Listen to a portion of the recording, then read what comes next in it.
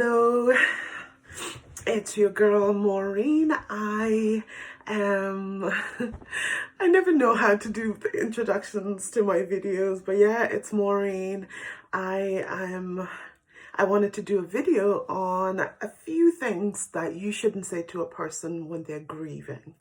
And this is because in the last 7 months, I've lost close relatives of mine. In May last year, we lost my stepdad. And then in a few weeks, 2 weeks ago, we lost my grandmother. And I've been listening to people say things, and I'm just like, stop saying that. So the first thing that you shouldn't say to someone when they're grieving is, at least so-and-so is still alive. So on a Zoom call a little while ago, it was for my it was like a memorial for one of my relatives who's passed away, and this woman proceeded to tell us about how she lost her husband and how she lives so far away from her kids. And at least my mom is lucky that she's living with that she has 2 daughters who live with her. And I was just like, I understand you've gone through a difficult time. I understand that your kids live far away from you, but that does not take away from the fact that my mother is grieving the death of her husband and her mother. Yeah, just don't say that. Like, you know.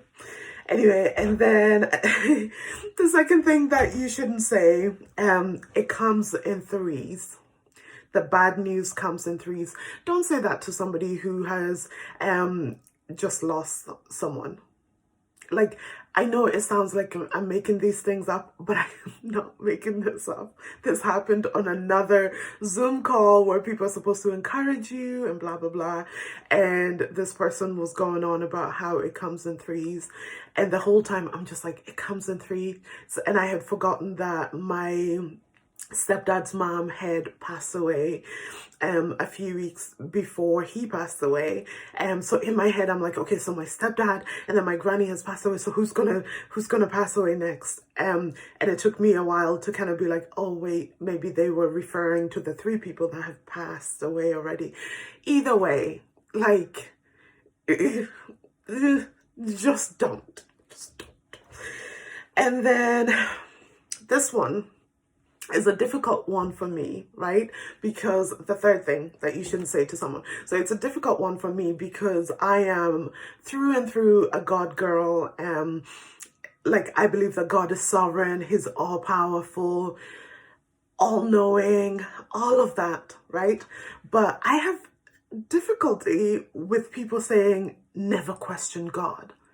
Never question God. Like, when you're going through grief, people want to be like, oh, never question God. It's a very African thing. It's also a very African Christian thing. I think, I'm not sure if a lot of European Christians say it, but I know Black Christians say it a lot. And I'm just like, never question God. Like, I feel like if God is my father, okay, like we believe that God is our father, then I can be like, yo, Dad, like, what's up with all of this? And I think He is okay with it. I think the problem might be maybe in how you ask, or how you question, but I think it's okay to question God and to ask and just to be like, help me understand. So it's not as annoying as the other 2 that I said, but annoying nonetheless, when all you want are answers to your pain and to your grief and to your loss. And somebody's like, don't question God. We never question God. And I think, yeah, that's all I'm going to rant about that. They are in a better place.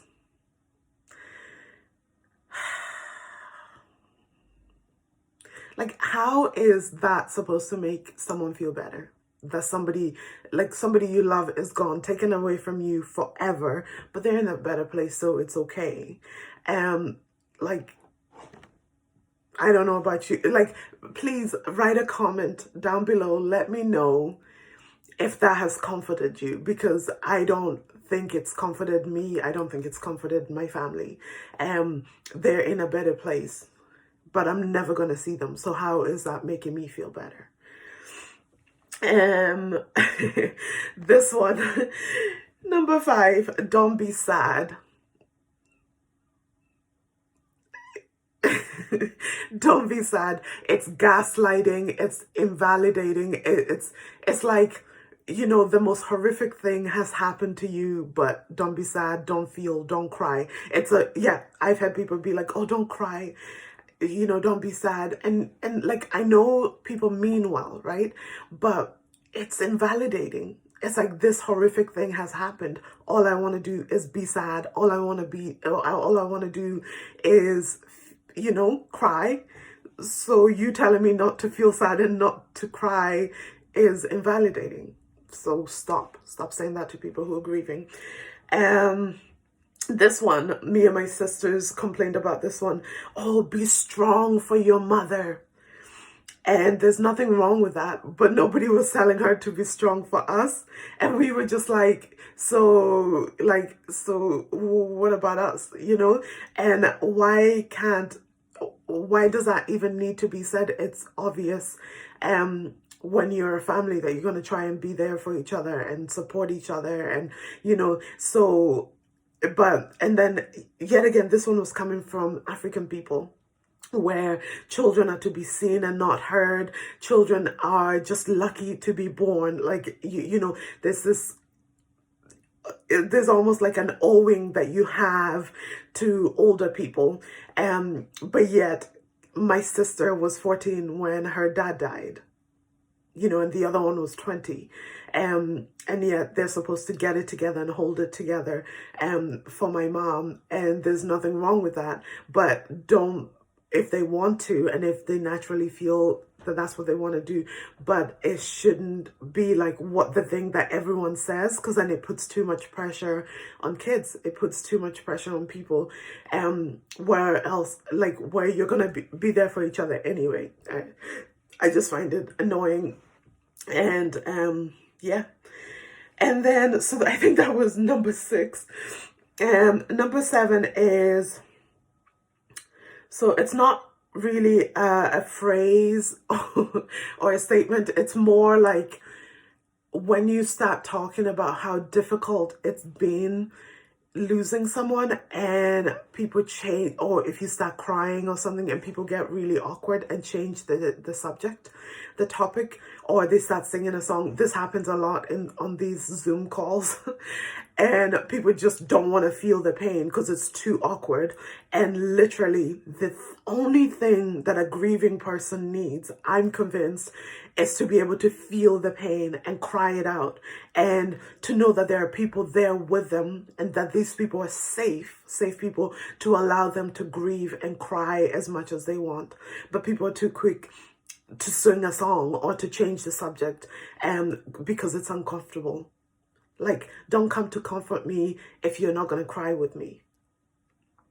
Like, people coming to comfort you during grief is to allow you to cry. Like, that is, you know, that is your duty as the person that comes to comfort someone. It's not your job to say things. It's not your job to preach things. Like, stop preaching at me. I know my Bible. So it's not your job to do that. It's not your job to, I don't know, tell me to stop crying or stop being sad. If you really feel you've come to grieve with me and to comfort me, if I want to cry, let me cry. And let it be awkward. Because it is awful. Death is awful. And then also, don't be smothering. So if people want to be left alone, leave them alone. So yeah, it's not, yet again, it's not a statement. This is number 8. It's not a statement, but it's not something that people say. It's more, that they won't leave you alone, because I don't know, they think you're going to do something, but sometimes all you want to do is be alone. This is going to sound weird. So point number 9, because I'm a pastor, but stop with the Bible verses. Again, I am convinced that sometimes over quoting the Bible, over preaching at people who are grieving, over talking actually makes it worse. You know, this is not the time that I want to hear about somebody that died in the Bible and was raised from the dead. Because let's be honest, you know, my loved one is not being raised from the dead right now. And yes, I know, you know, in First Timothy that the dead in Christ shall rise first. I know that. I know that there would be a new heaven and a new earth. I know all of that. But I think there's an abuse of the Bible and of religion when it comes to times of grief, and people feel like they need to fill up the space with Bible verses. I remember one time somebody reading during after my stepdad had died, reading about the text that says, let the dead bury their dead. And they went on to eisegete it. And so when somebody does eisegesis, is they just put their own meaning to it. They're not considering the original language. They're not considering nothing. Like, they're just putting their own meaning to it. And their eisegesis was so bad. And I was just like, is it necessary for you to be talking right now and to be misquoting and translating this verse and making it mean something that it doesn't mean? Like, stop with the Bible verses, stop with the preaching, stop. And I know it sounds like I sound bitter and whatever, it's annoying. Or ask, like, and now I do know that there needs to be room for God during grief. Like, I know that, like, yeah, like I said, like, I'm a strong believer in the Bible, in God, completely. But if every single person that is on that Zoom call is quoting a verse, first of all, I think what people need to do is find out where somebody is on their journey. So with God, right? So I guess with me, and maybe even with a lot of my family, it's okay. Yeah, you can use Bible verses, but I've seen Bible verses being used for people who are not even quite sure whether they believe in the Bible or God or whatever. So I think we need to consider all those things. And then even with people who believe, don't bombard them with religion and with the Bible and with Christianity, when all they need literally is to be able to just cry, and they just need to be held, and they just need for you to cry with them. And just to be sad with them and to admit that, yeah, this sucks. That death sucks. And that death is painful. And that death sucks. Like, stop preaching. Stop with the Bible verses. You know. And then the last one is connected to this one. And yet again, it's going to make me look bad as a pastor, but please stop trying to convert people to your theology of death. So some people believe in kind of like an eternal soul,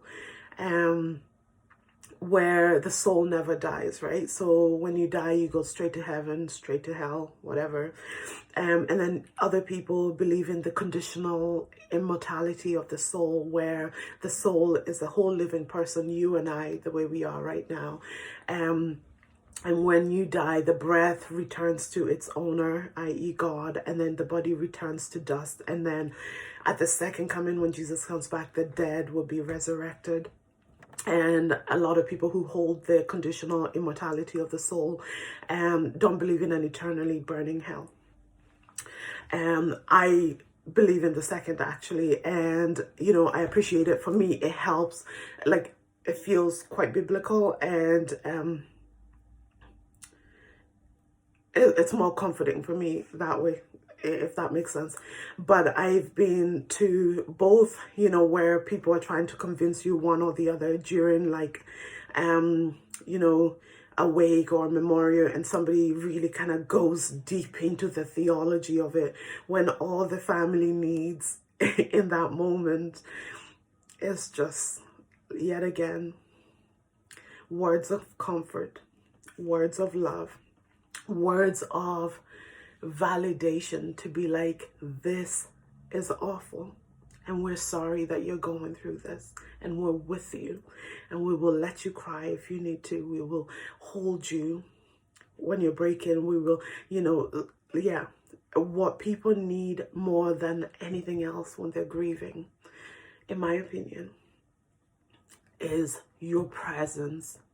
Not your words, not your theology, not your sermon, not your agendas. All they need is your presence. And if you cannot do that, you know. Thank you for watching. Let me know what you think. Let me know what the worst thing. These are just some things. I have a lot of a lot of the ones, but these were like my top 10. Let me know what the worst thing somebody has ever said to you when you're grieving is, and yeah, let's have a conversation.